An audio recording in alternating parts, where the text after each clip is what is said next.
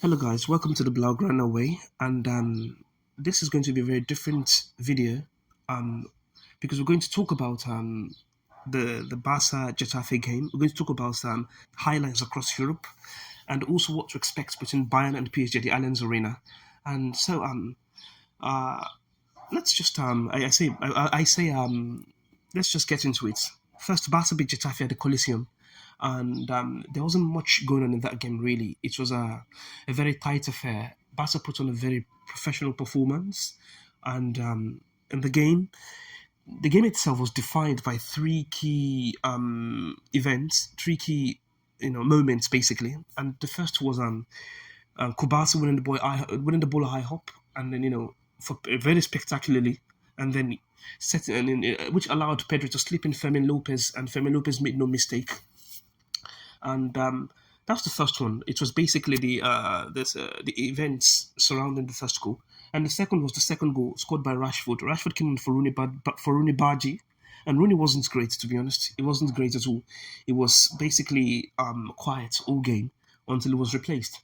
And then Rashford came on. He showed spark. He showed desire, hunger, and how it actually happened was that the second moment was that Getafe they were trying to get back in the game, and they got a corner kick, and Barca cleared the corner. But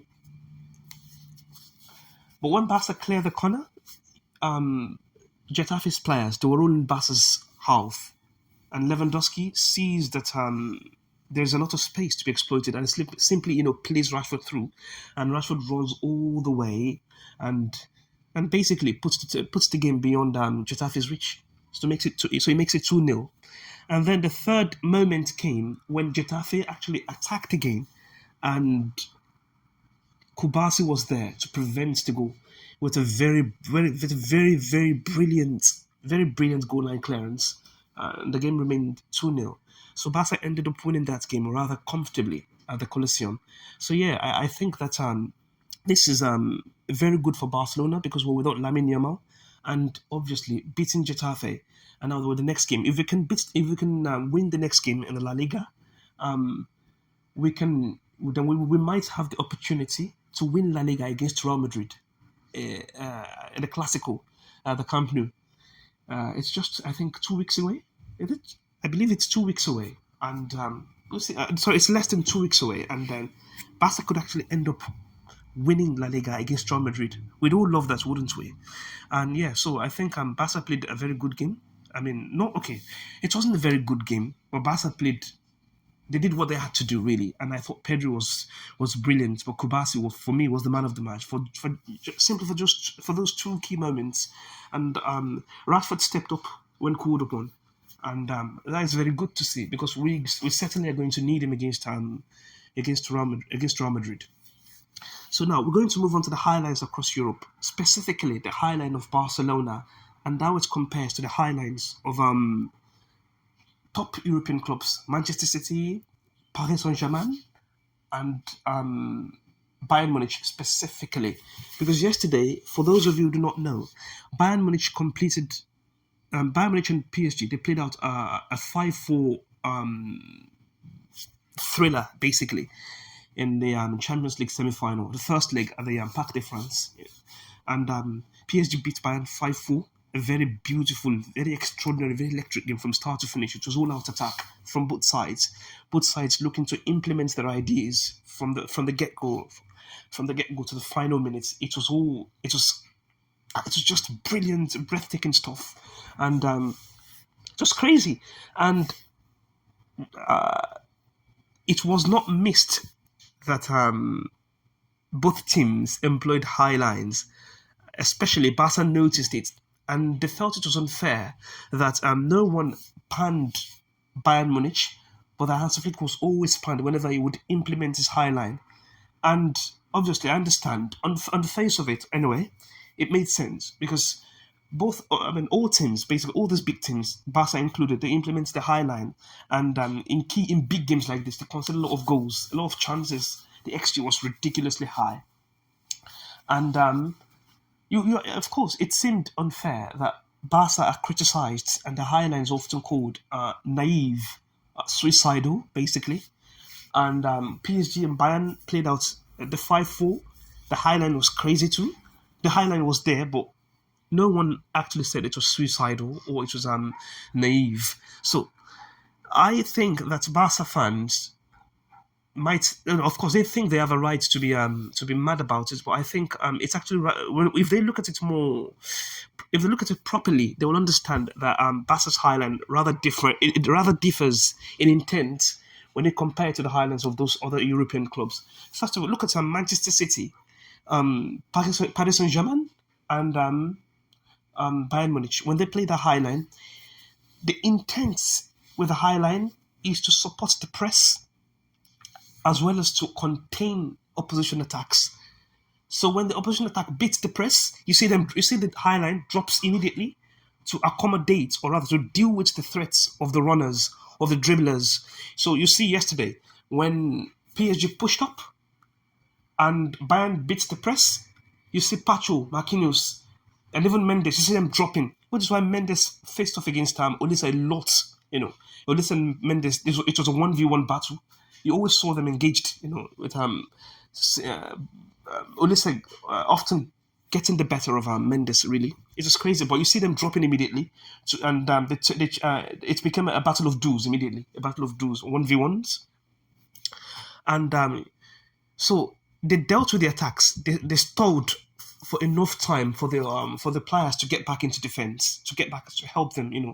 The players whose press has been beaten. The advanced players, they make it back and then to support them. And then you saw the same with Bayern too. When Bayern pushed up and PSG, beat the press, you see them falling back immediately. Upamecano, Konrad Laimer, Davies, Tar. You see them dropping back immediately to deal with the threats provided by Dembele, by Kvaratskhelia, and Doué, and then until Musiala, Kimmich, Olise, Diaz, until they get back, to help them deal with the pressure and to deal with the attack, the threats. But it's different at Barcelona because at Barcelona the high line is not meant to contain, but to set offside traps. So when Barca's press is beaten up top, you don't see our players dropping back. You don't see Kobasi and Martin dropping back.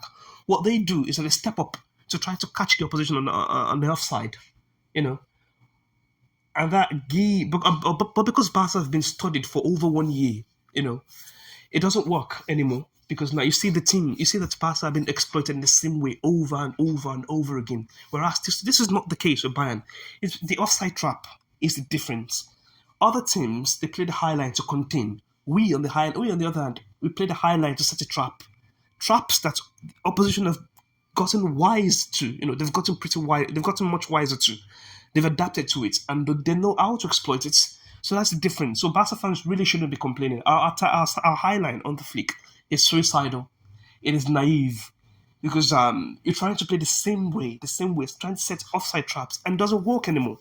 Yeah, you'll be surprised because everyone talk about but it worked with Bayern Munich. That was around almost 6 years ago. You'll be surprised the difference the 6 years can make in football. Everything changed quickly. Everything changes very quickly in football. You have to stay ahead, obviously, to be able to do what you do, basically, to be able to get away with a lot of things. And I think that Barca have not been able to do that with Hansi Flick. So yeah, Barca fans should understand we all play highline. It's the intent with the highline and the way the highline is executed, or rather, what the highline executes. It's what differs. It's what separates Barca from Bayern, PSG, and Manchester City. Now, the third is that what can we expect between Bayern and PSG at the Allianz Arena? First of all, seeing as it ended 5-4, it kind of reminds me of a quote by Johan Cruyff when he stated that he would rather his team won 5-4 than 1-0. And that is not what Barca fans might think it means, because Barca fans, they often use this quote, to defend Hansi Flick's style of play. But no, Johan Cruyff is not talking about, putting himself in danger, in unnecessary danger, just to achieve the 5-4 scoreline. No, he's talking about, taking risks without, taking risks that are not suicidal, not trying to basically hand chances to the opposition, but playing it's talking about what we saw yesterday between Bayern and PSG, where it was high level attacking, high level defending, basically. But in the end, it was fun. It was fun. The attack was incredible. The defenders were great too. I know it ended 5-4, but the defenders were great. And with Barca, we always put ourselves at risk. We always put ourselves in unnecessary risk, in very uncomfortable situations with the high line and trying to play the offside trap. That's not, but the offside trap is not what Johan Cruyff was talking about. He was talking about containment. You're trying to contain the other. You're trying to score lots of goals. Just play, just go at it without putting each other, without putting yourselves at risk, basically. And that's what Johan Cruyff was talking about. So we saw that kind of football yesterday, and it was incredible. But when Vincent's company, when it was questioned as to what to expect, what he expects to see in the second leg, he said he expects to see more of what happened at the Allianz Arena. You know, the 5-4 at the Parc de France. He said he expects to see more of it at the Allianz Arena, and this is where I think I hope he's not. This is why I hope he's joking. Because if that is the case, he should know that Luis Enrique, when he plays away, he doesn't take unnecessary risks. I mean, of course, it was in front of his own fans. 5-4. Obviously, it was crazy. But against Liverpool, we saw how we played. In the first leg versus the second leg. Even last season, they tend to attack and attack and attack, basically overwhelm the opposition in the first leg, and then in the second leg away, it tends to withdraw a little bit and force mistakes out of the opposition. And I think that's what Luis Enrique will try to do at the Allianz Arena. It's not going to go at it the way he went at it at the Parc de France. It's going to be a little more pragmatic, a little more reserved, and then counter with devastating speed and precision. So I hope that but no matter, it's promising. This tie is incredible. Really, it's exceptional, and I'm really looking forward to the second leg, and I hope you are too. But until then, I'll see you for the match preview of our next match, of Barca's next match. So thank you for being here with me, and goodbye.